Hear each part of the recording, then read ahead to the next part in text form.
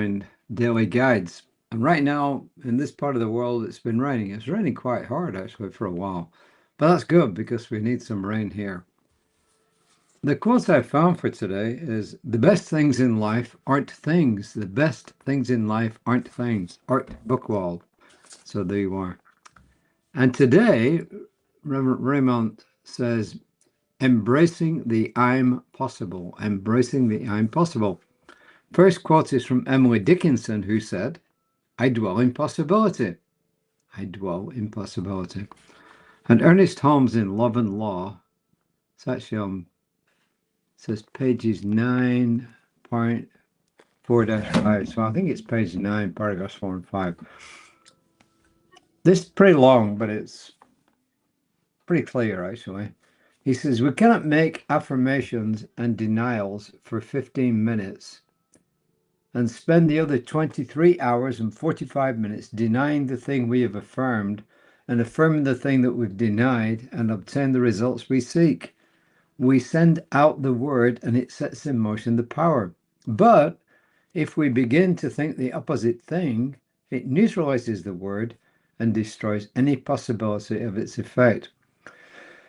So what he's saying there is, we affirm what we want, right? Or we deny something we don't want, either way. And then he says for the rest of the day, next 23 hours and 45 minutes, we let our minds go back to what it is that we don't want. So, in other words, we have to be careful about what we're thinking.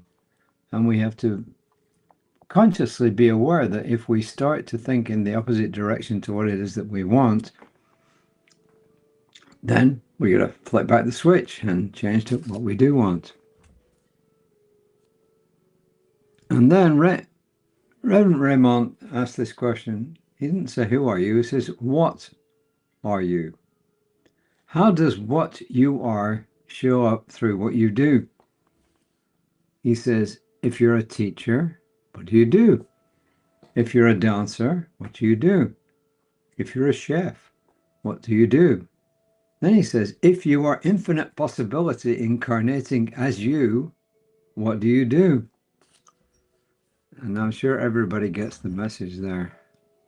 He says, we have to allow ourselves to be gaslighted by the collective consciousness, especially through people who claim they want to support or help us, but then try to dull our shine.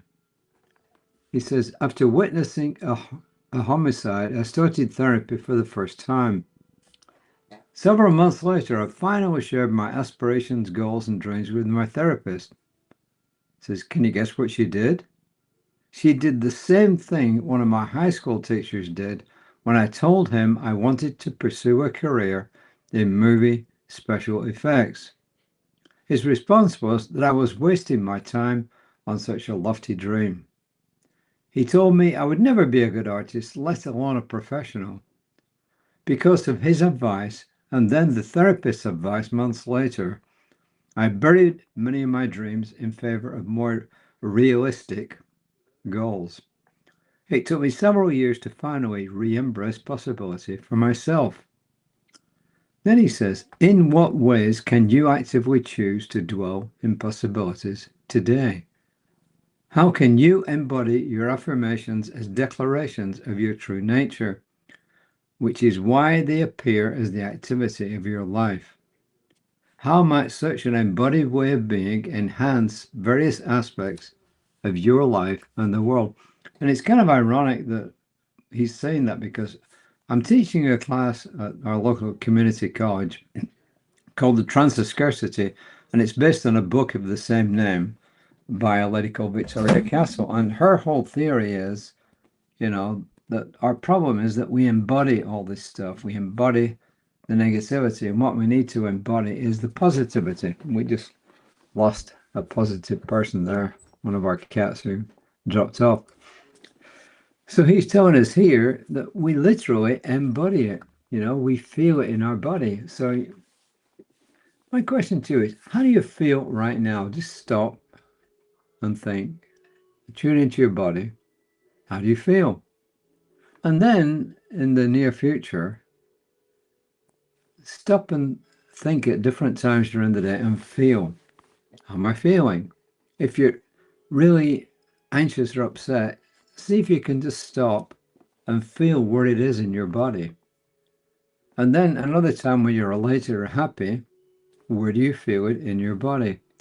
Because there's lots and lots of theories now that say we actually embody, literally embody all this stuff. We embody the stress, but we also embody the good stuff as well. So that's your homework. If I do give homework for the next 24 hours, be aware of what you're feeling in your body, not just at good times, but also at bad times. So at both.